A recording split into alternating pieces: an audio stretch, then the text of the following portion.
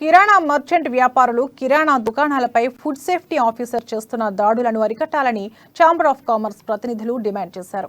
ఈ దాడులను నిరసిస్తూ పట్టణంలో బైక్ ర్యాలీ నిర్వహించారు. అనంతరం స్థానిక మార్వాడి ధర్మశాలకు చేరుకుని సమావేశమయ్యారు.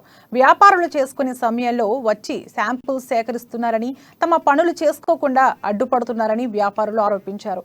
అసలే కరోనా తర్వాత వ్యాపారాలు అంతంత మాత్రంగానే సాగుతున్న తరుణంలో నాణ్యతా ప్రమాణాల పేరుతో దాడులు చేయడం ఎంతవరకు సమంజసమని ప్రశ్నించారు.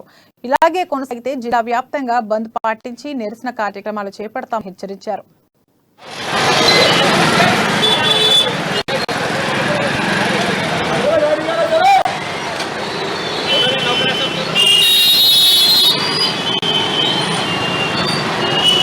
ఈరోజు కిరాణా మర్చెంట్ అసోసియేషన్ సమావేశం ఏర్పాటు చేయబడింది.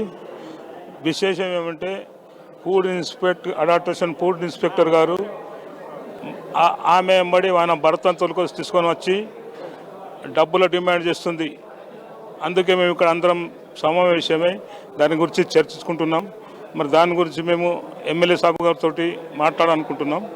మరి ఆయన ఇక్కడ ఆదిలాబాద్లో అందుబాటులో లేరు కాబట్టి రేపు సాయంత్రం ఆయనతో కలిసిన తర్వాత మరి వేరేది తదుపరి మార్కెట్ బంద్ చేయాలన్నా ఏం లేదా అని తర్వాత మేము డిసిషన్ తీసుకుంటాం. ఆమె మా మీద షాపులలో ఎవరి గురించి హరాస్మెంట్ చేయకూడదు అని మేము కోరుకుంటున్నాం. మీ డబ్బుల డిమాండ్ చేయొద్దు అని కోరుకుంటున్నాం. ఈరోజు